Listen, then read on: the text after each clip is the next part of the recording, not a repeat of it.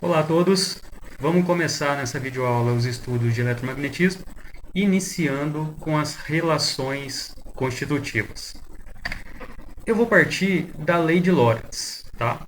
Olha só, admitindo uma carga Q com massa desprezível, movimentando-se com uma velocidade v numa região do espaço. Se essa carga fica sujeita a uma força, disse que ela está em uma região denominada de região de campo eletromagnético. Mas que força é essa? Tá? Então, de acordo com a lei de Lorentz, que inclusive, muito provavelmente vocês já viram essa lei lá na física, ela diz o seguinte: uma força é igual, essa força, né, é igual carga multiplicando o campo elétrico mais V vetorial B, onde V é a velocidade e B é a indução magnética. Deixei aqui, né, o significado dos parâmetros que nós vamos utilizar já destacado para vocês.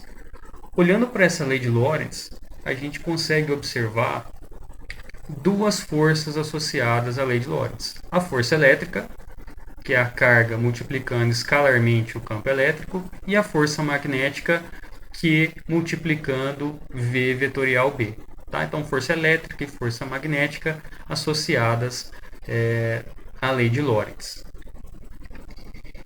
Essas grandezas E e B, ou seja, o campo elétrico e a indução magnética, elas vão depender do meio na qual se estabelece o campo eletromagnético. Então depende de propriedades do meio. E essas propriedades são chamadas grandezas de proporcionalidade. Tá? A propriedade que altera o B, ou seja, a indução magnética, ela é chamada permeabilidade magnética, representada pela letra μ. Então, B tem uma relação de proporção com a permeabilidade magnética. A relação entre a indução magnética e o μ deve ser uma grandeza vetorial. Afinal de contas, a indução magnética é um vetor, né? E como que essas grandezas se relacionam? Se relacionam gerando aqui, ó, através de um campo magnético.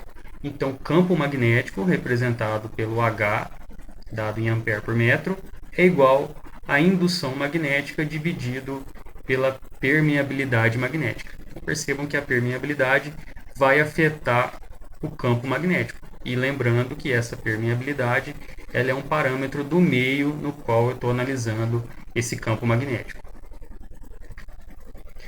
No vácuo, né, se a gente pegar o vácuo como meio de referência, a permeabilidade ela é representada como μ índice zero, μ0. Eu sei que quando eu encontro essa notação, eu estou me referindo ao vácuo.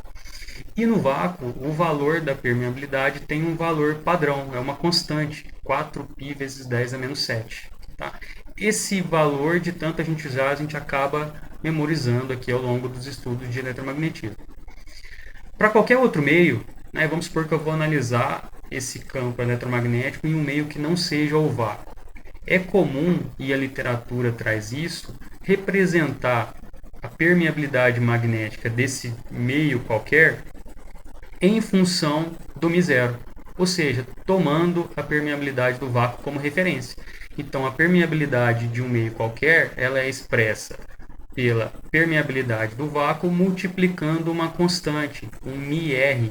E esse μr nós chamamos de permeabilidade relativa ou constante magnética.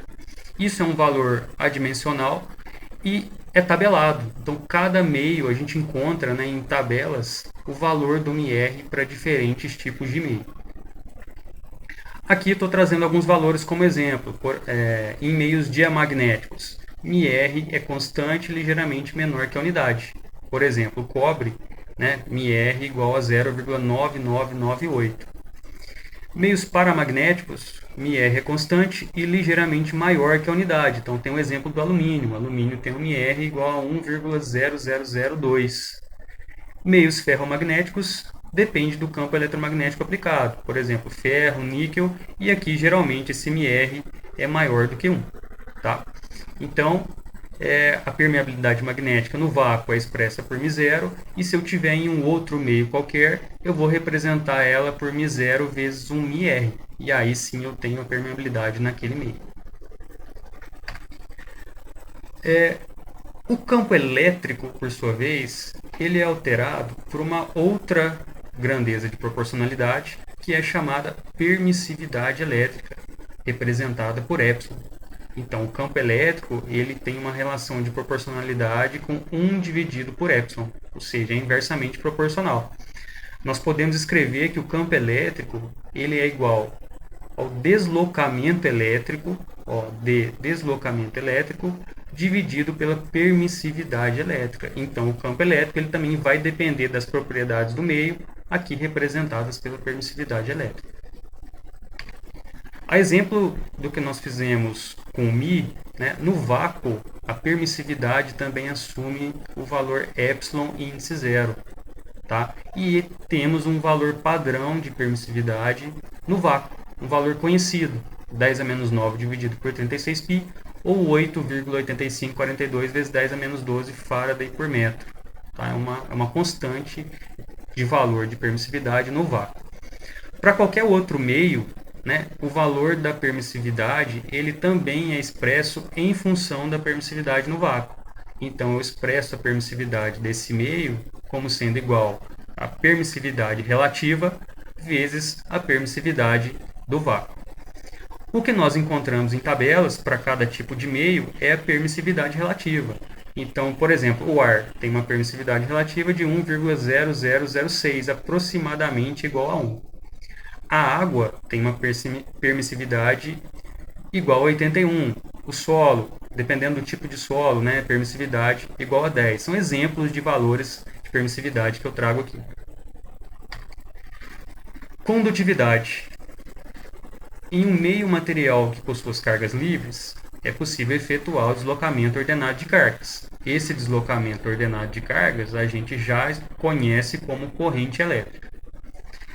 A quantidade de corrente por unidade de superfície é, por sua vez, chamada de densidade de corrente de condução, e a gente representa isso por J. Se é densidade de corrente, ampere por metro quadrado. Como que eu expresso a densidade de corrente de condução? Ela é expressa como J igual sigma E, ou seja, a condutividade é o sigma, multiplicando escalarmente o campo elétrico. Essa densidade de corrente de condução vai depender naturalmente, portanto, da condutividade daquele meio e do campo elétrico. Valores de condutividade. Né? Por exemplo, meios condutores têm valores elevados de condutividade, da ordem de 10 a sétima, siemens por metro. Se for um condutor ideal, a condutividade vai tender ao infinito. Meios dielétricos, ou seja, meios isolantes, têm valores pequenos de condutividade, da ordem de 10 a menos 7, siemens por metro. Se eu estiver falando de um meio dielétrico ideal, um isolante ideal, a condutividade naturalmente vai tender a zero. Então, o que são as relações constitutivas que dão inclusive o título a essa videoaula? As relações constitutivas estão representadas por essas equações destacadas aqui em amarelo. Indução magnética é igual a μ vezes H. Deslocamento elétrico é igual a campo elétrico vezes a permissividade elétrica. E a densidade de corrente de condução é igual a sigma E, condutividade vezes campo elétrico. Essas relações constitutivas, a gente percebe que são equações bastante simples, né? Bastante enxutas, e elas vão acompanhar a gente durante praticamente todo o curso aqui de eletromagnetismo. Tá? Então, por favor, deem atenção para o que nós estamos chamando aqui de relações constitutivas.